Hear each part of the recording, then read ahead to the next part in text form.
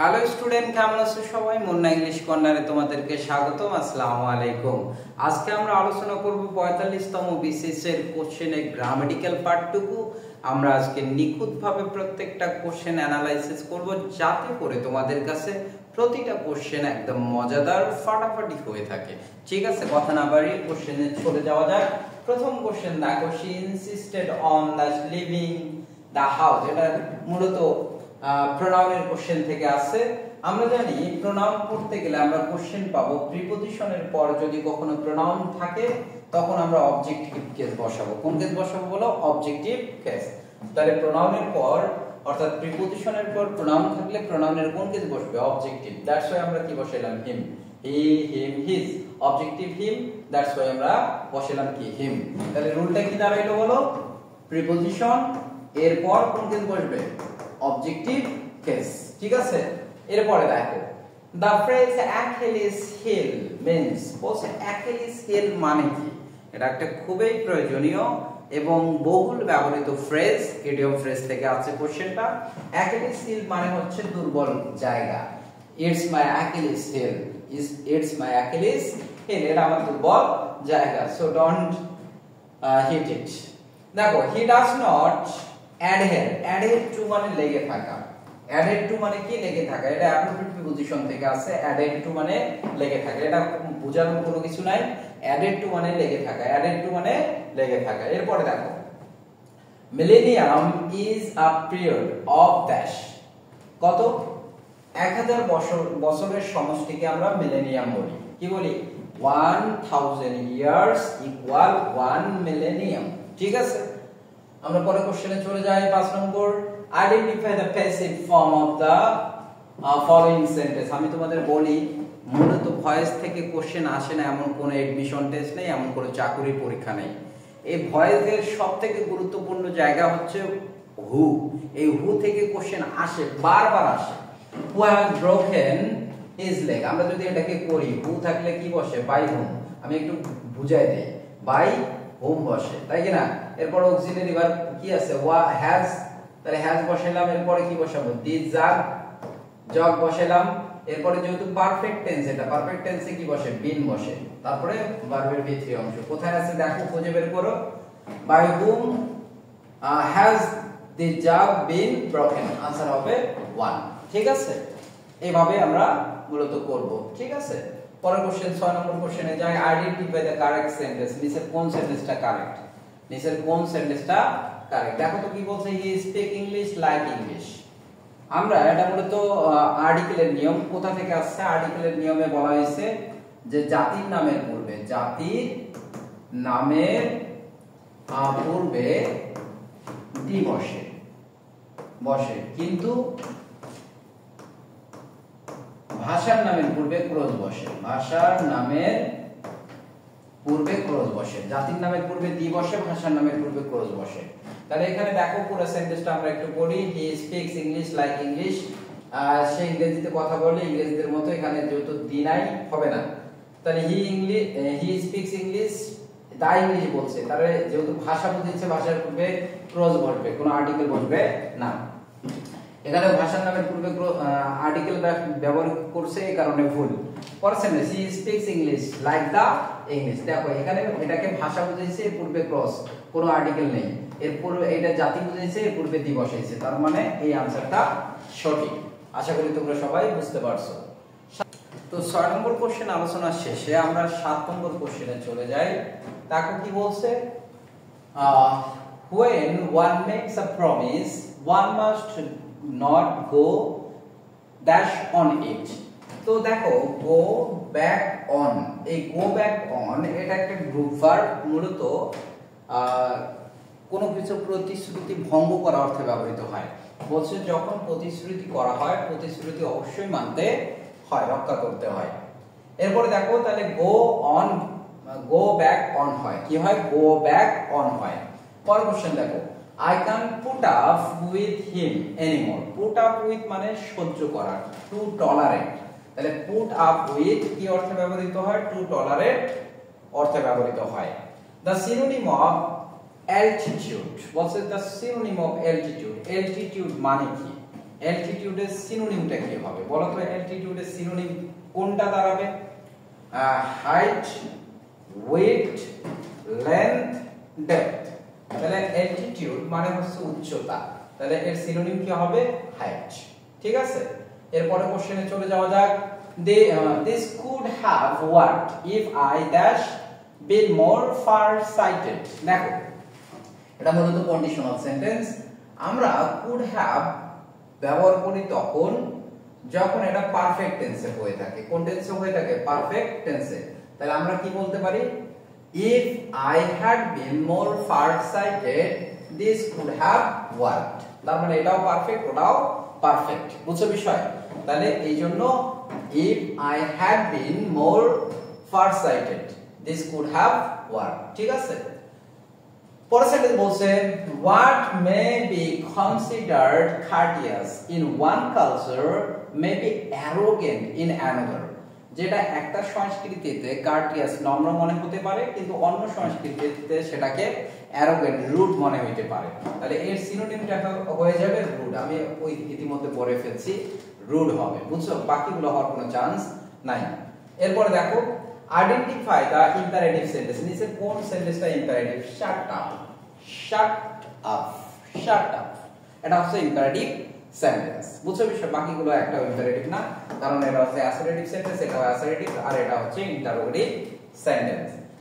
13 number কোশ্চেনে যাওয়া যাক। The train is running that 40 miles an hour. এখানে आंसर হবে অ্যাট।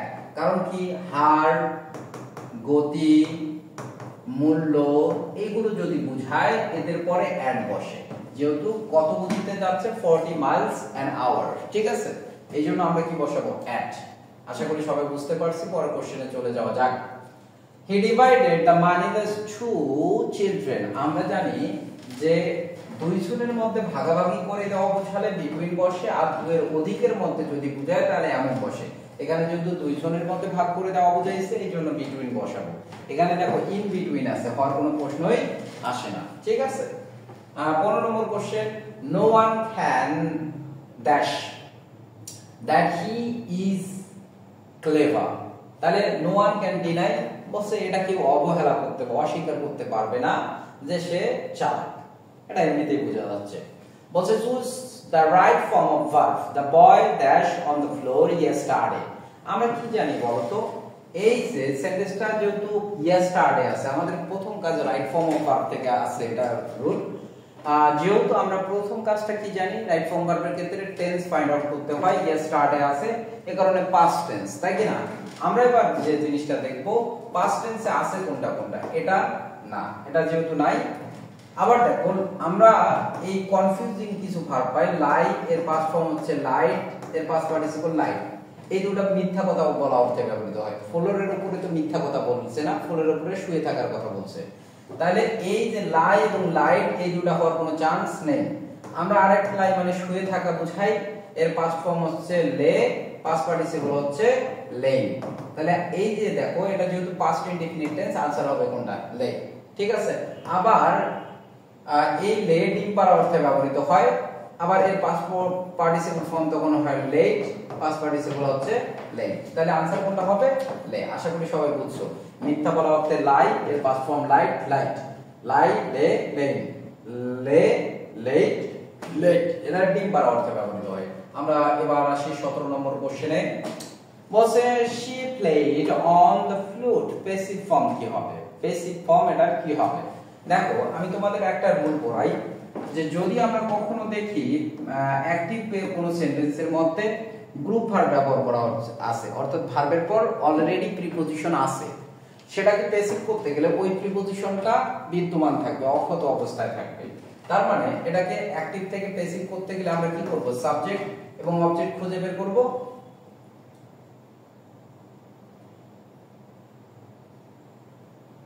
এটা ফিউচার না, ফ্লুট হবে। কি হবে? ফ্লুট। বাঁশি, সে বাঁশি বাজাইতেছিল। তাহলে সাবজেক্ট কি হবে? দা ফ্লুট, লিখলাম দা ফ্লুট। ঠিক আছে, এরপরে পাস্ট টেন্স যেহেতু ওয়াজ, এরপরে ভার্বের ভিজি ফর্ম প্লেড অন, এরপরে কি বসাবো? বাই, সাবজেক্ট শি, এর অবজেক্টিভ কেস কি? হার। কোথায় আছে দেখো তো? কোথায় আছে? এই যে দেখো, the flute was played on by her। ঠিক আছে, এটা হচ্ছে আমাদের নিয়ম যে ভার্বের সঙ্গে কোনো প্রিপজিশন থাকলে ওই প্রিপজিশনটা সেম অক্ষত অবস্থায় থাকে। পরের কোশ্চেনে আসি, অ্যান্টোনিম ফর এডিউ। এডিউ এর অ্যান্টোনিম ফর্ম কি? এডিউ এর অ্যান্টোনিম ফর্ম, অ্যান্টোনিম চাইছে। দেখো, এডিউ মানে হচ্ছে বিদায় জানানো। এডিউ মানে কি? বিদায় জানানো। ফেয়ারওয়েল মানে কি? বিদায়ের অনুষ্ঠান। গুড বাই মানে বিদায় জানানো। বেনেডিকশন মানেও বিদায় জানানো। তাহলে आंसर কোনটা হবে? হ্যালো। হ্যালো অভ্যর্থনা জানানো অর্থে ব্যবহৃত হয়, শুভেচ্ছা জানানো অর্থে বা কাউকে স্বাগত জানানোর ক্ষেত্রে হ্যালো ব্যবহৃত হয়। ঠিক অ্যাডিউ তার বিপরীত শব্দ বিদায় জানানো অর্থে অ্যাডিউ শব্দটা ব্যবহৃত হয়। 19 নম্বর কোশ্চেন দেখো, walk fast lest you should miss the train, this is a dash. এটা একটা কমপ্লেক্স সেন্টেন্স, কারণ লেস্ট আছে, এই লেসটা কি করতেছে? দুটো ক্লোজ কে যুক্ত করতেছে, এই কারণে এটা কমপ্লেক্স সেন্টেন্স, অন্য কোনো সেন্টেন্স হওয়ার কোনো কারণ নেই। আর যদি অর থাকতো এখানে তাহলে কোন সেন্টেন্স হইতো? কম্পাউন্ড সেন্টেন্স হয়ে যেত। বুঝছো বিষয়? A number of singers in a chorus church is called, বলছে অনেকগুলো সিঙ্গার যখন একটা চার্চের মধ্যে থাকে সেটাকে কি বলা হয়? ক্ল্যাগ বলা হয়। কি বলা হয়? ক্ল্যাগ। ক্ল্যাগ মানে হচ্ছে ভাড়াটে। ক্ল্যাগ মানে হচ্ছে কি? ভাড়াটে গায়ক দল, ভাড়াটে গায়ক দল। ঠিক আছে, তাহলে a number of singers in a church is called clag। ঠিক আছে, পরের সেন্টেন্স দেখো, put the right word in the blank, he reached the dash of his literary career। তাহলে কি হবে বলো তো? অ্যাবার্চো অ্যাকমি। এই যে বলছে না সে সাফল্যের চূড়ায় পৌঁছেছে, তাহলে এখানে বলছে সাহিত্য ক্যারিয়ারে সে তার সাহিত্য ক্যারিয়ারে সফল একদম চূড়ায় পৌঁছেছে। তার মানে কি হবে তাহলে? অ্যাকমি। অ্যাডমনিং, অ্যাবডিকেট এগুলো হওয়ার কোনো চান্স নেই। পরের কোশ্চেনটা দেখো, anger may be compared dash fire. Anger may be compared dash fire. Compared কি হবে? Anger may be compared dash fire with হবে। কারণ কি? যদি একই জিনিস তুলনা করা হয় কম্পেয়ার টু হয়, আর ভিন্ন জিনিসের সঙ্গে তুলনা করা হলে কম্পেয়ার উইথ হয়। যেমন আমি যদি বলি ফারুক বা Rafi is compared two Suman. এই যে রাফি এবং সুমন দুইজনে কিন্তু ব্যক্তি, একই জিনিস, এই কারণে কি ব্যবহার করলাম আমরা? টু। কিন্তু আগুন এবং এই ফায়ার, সরি রাগ এবং আগুন, এই দুটো কি একই জিনিস? দুটো ভিন্ন জিনিস, এই কারণে কি বসাবো আমরা? কম্পেয়ার উইথ বসাবো। ঠিক আছে, আমরা 23 নম্বর কোশ্চেনটা একটু দেখে নেই। Choose the correct sentence. নিচের কোন সেন্টেন্সটা correct? We discuss the matter. এখন দেখো, ডিসকাস এটাকে রিডান্ডেন্সি থেকে আসছে মূলত। ডিসকাস যখন ভার্ব, ডিসকাসের পর কোনো প্রিপজিশন বসে না, কিন্তু আমরা ভুল করে বলে থাকি we discuss about the topic. সেন্টেন্সটা পুরোপুরি ভুল।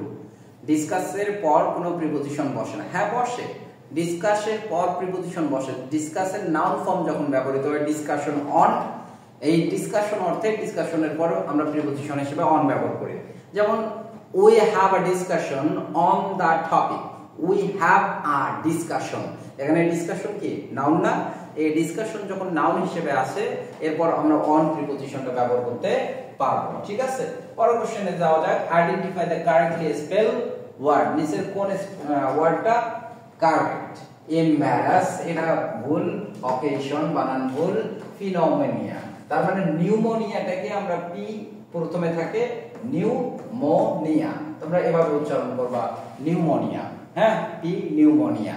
ঠিক আছে বিষয়, এই নিউমোনিয়া বানানটা সঠিক আছে। আমরা পরের কোশ্চেনে যাই।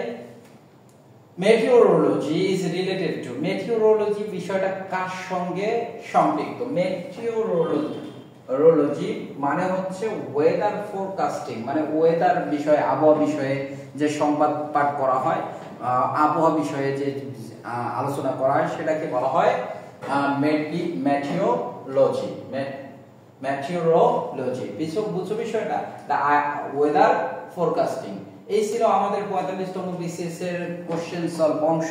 তোমাদের কাছে যদি আমার ক্লাসটা ভালো লেগে থাকে তাহলে অবশ্যই লাইক কমেন্ট শেয়ার করে বন্ধুদেরকে দেখার সুযোগ করে দিবা। পরবর্তীতে ক্লাসে তোমাদের সঙ্গে দেখা হচ্ছে, ততক্ষণ পর্যন্ত ভালো থাকো, সুস্থ থাকো। আল্লাহ হাফেজ। আসসালামু আলাইকুম।